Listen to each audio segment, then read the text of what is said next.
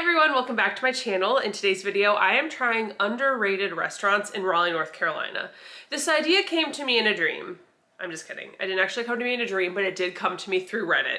I was on Reddit perusing as one does, and I was on the Chicago food subreddit, and I saw a thread of people talking about underrated Chicago restaurants. I moved to Raleigh from Chicago, so I was very invested in that thread. I am constantly saving places that I want to go to in Chicago when I go back for visits because we still have family there.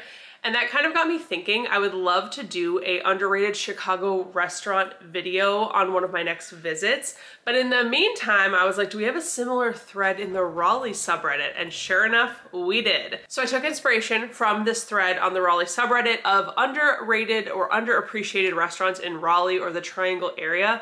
And I picked a few. I think I picked a total of 6 to try and give my feedback on. All of these places were new to me except for one. The one that I had been to before, I just like wanted the opportunity to go to again and share it with you guys because it's like one of my favorite restaurants in Raleigh. So without further ado, let's go ahead and jump into all of the restaurants that I tried. If you haven't subscribed to my channel yet, please do so below. You can also sign up for my newsletter in the description of this video, and I'd love to have you. Okay, in no particular order, but I will be starting with my tried and true favorite, which is Choi's Kitchen. You guys, this restaurant is so good. So this is definitely a hole in the wall type of vibe, but that is my favorite vibe for a restaurant in general. So Choi's Kitchen is a part of K-Town Market right here in Raleigh. K-Town Market is a Korean grocery store, but honestly, they have so much going on there. It's highly, highly worth the visit. So they have a Korean grocery store. They have a restaurant called Choi's Kitchen. They also have a little like coffee shop, bubble tea shop where you can get the Korean version of taiyaki. I actually don't remember the name of it off the top of my head. I know the Japanese version is taiyaki, but regardless, they have that there. They also have a K-pop shop on their upper level, which is super cute and fun. I love to check that out anytime I'm there to see what's new, see what's happening. They also have a food truck that serves Korean corn dogs. So a lot happening, a lot to explore, and I love it there so much. Everyone is so nice, and the food is incredible. I cannot emphasize that enough. I have been to a fair amount of Korean restaurants in my day. I've been to Korea twice. I love Korean food. It might be my favorite type of food. And the food at Choi's Kitchen, second to none. It is definitely my favorite Korean restaurant in the area. I've tried a ton of them. I think I've tried probably most of them. There is a new one in Cary though that I haven't tried. And while the ones that I've tried are good, Choi's Kitchen is definitely my favorite. It is so, so good. Oh, do I want that for dinner tonight?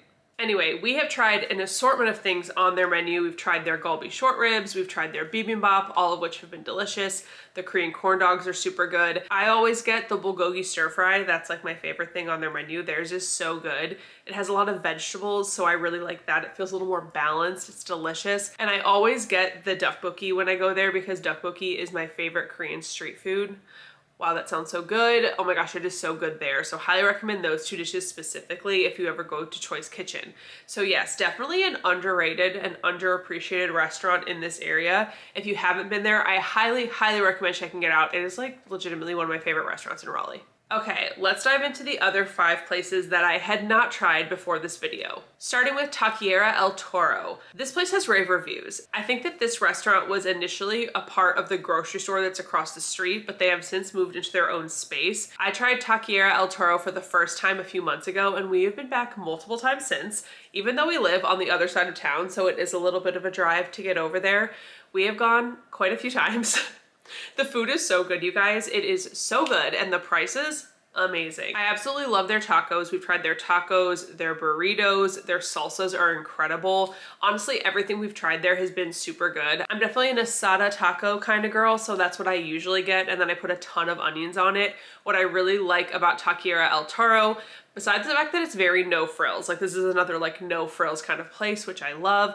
One of my favorite things about it is that they have a full-blown like salsa bar that they have set up. So you have like, I think like 4 or 5 different salsas there that you can choose from. They have lime wedges, they have onions. I think they might have like 1 or 2 other things. Like I think they have pickled vegetables, like pickled peppers, things like that. It is so good, you guys. I love that you can kind of like pick and choose what you want and it's all right there in front of you. It's very nice. I load myself up on that spicy salsa and oh my gosh, you guys, the food is so good. I see why this place is like an underrated gem. I feel like I don't see a lot of people talking about it. I don't see it coming up in a lot of recommendations for the area, but the food is incredible, feels very authentic, and I loved it. I absolutely loved it, so highly recommend going. The next underrated restaurant that we tried was Flame Kebab, a Persian restaurant that's over in like the Briar Creek area.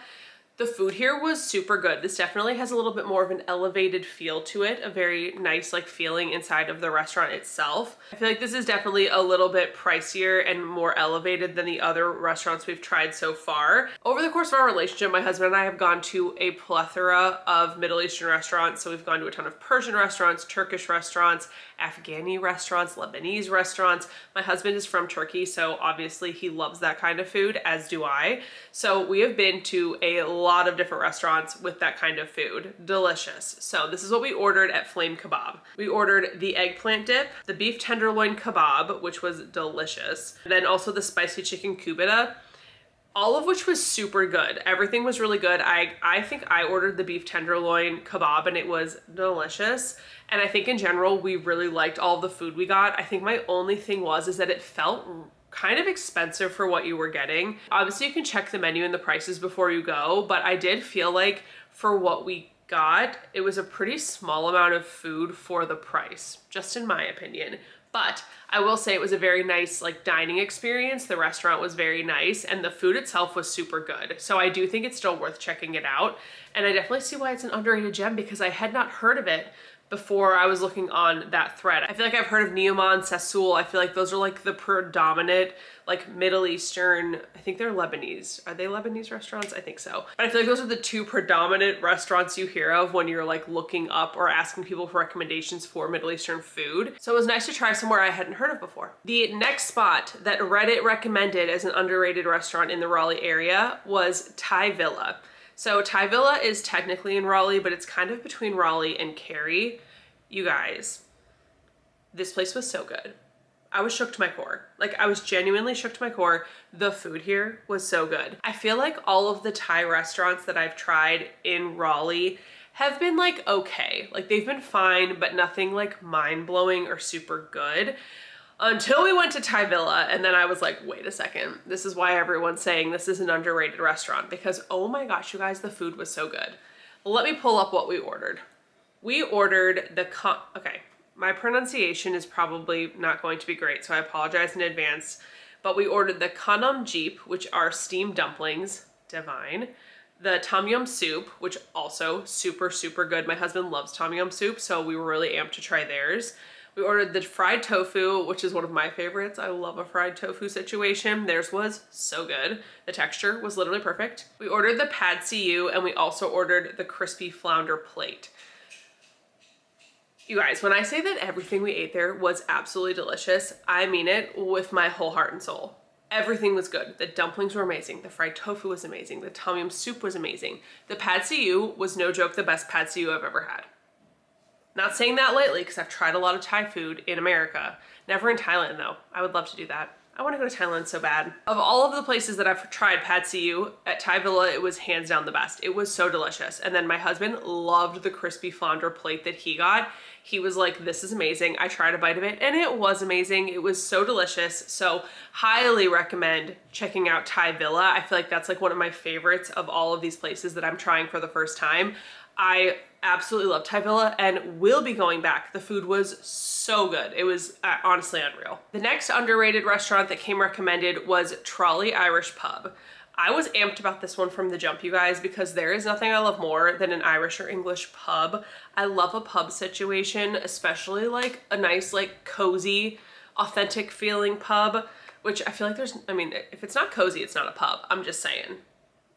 So when my husband and I went to Raleigh recently and tried it, as soon as I opened the door, I said, I love it here. I love it here. I love it here. Just the inside already, I was a smitten kitten. I was like, this is just like exactly what I need it to be. A little dark, cozy, like wood everywhere. I loved it as soon as we walked in the door. Like I was so excited. So this is what we ended up ordering. We got the potato and cheese croquettes, the fish and chips. Obviously, like you have to get fish and chips if you're going to a pub. Like I feel like that just has to happen.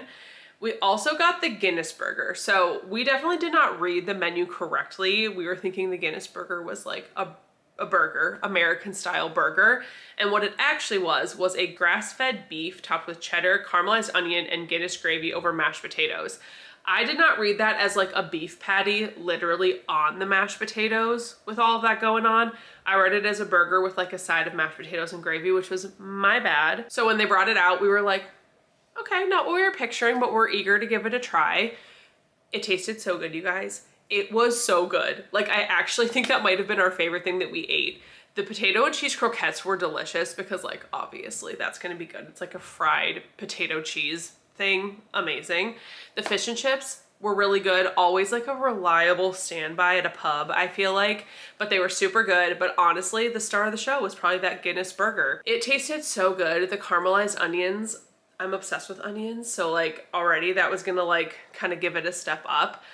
Everything about it was so good. So we had a great experience there. I definitely want to go back and try other things on their menu and just hang out. They were having a trivia night the night we were there. And I think it also said on the wall that they show all of the English Premier League soccer games. So overall, it just seems like it'd be a really fun place to hang out, and I cannot wait to go back. The sixth and final underrated restaurant that I tried in Raleigh is not actually a restaurant, it is a food truck.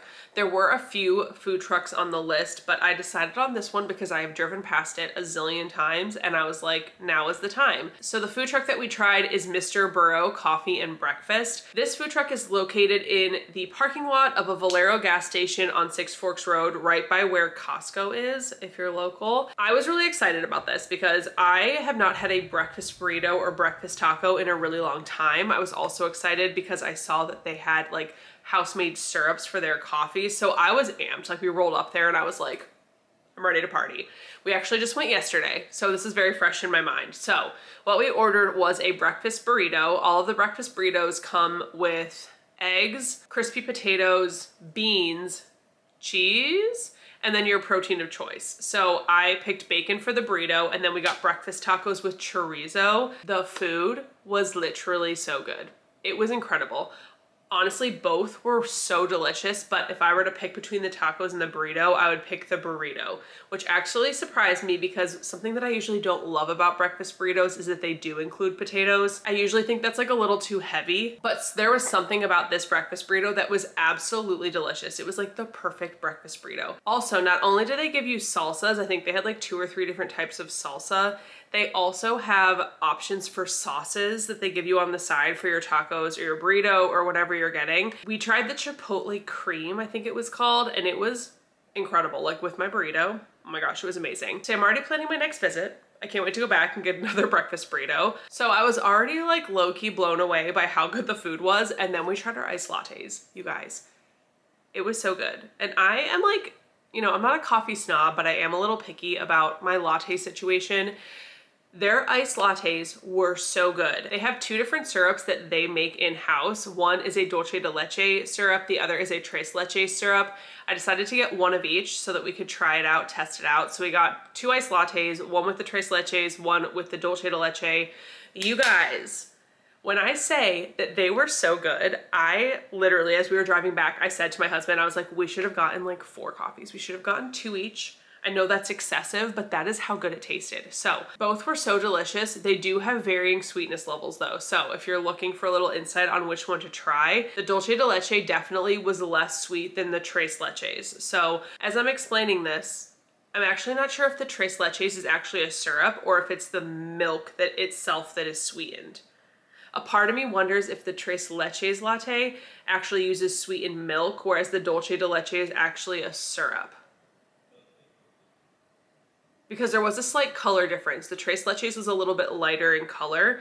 I don't know, I should have clarified that for you guys. I'll do a little deep dive online, see what I can find, but if you like a sweeter drink, the tres leches is the way to go. If you like it very subtly sweet, I'd go with the dulce de leche. Both were absolutely delicious. We crushed both of them. I need to go back there immediately. Like, I need to go back there tomorrow. What am I talking about? I'm going tomorrow. It's done. This was super fun to try a few restaurants and food trucks that I've never tried before. I feel like these are definitely great examples of underrated gems here in Raleigh. Everything was so delicious, and they were truly places that I had not seen like recommended or even come up in like Google searches or Yelp searches. So I'm really excited that I was able to try some hidden gems, if you will, or at least hidden to me, somebody who is not from here originally and has only lived here for a few years. So if you have something like that, whether it is a coffee shop, a bakery, a restaurant, anything like that that you feel like is a little underrated or underappreciated, please leave it in the comments below because I would love to do a follow-up video to this one. One of my favorite things to do is try new restaurants, coffee shops, bakeries, etc. So definitely leave those in the comments if you have any recommendations. If you haven't subscribed to my channel yet, please do so below. As always, thank you so much for being here, and I will see you in the next one.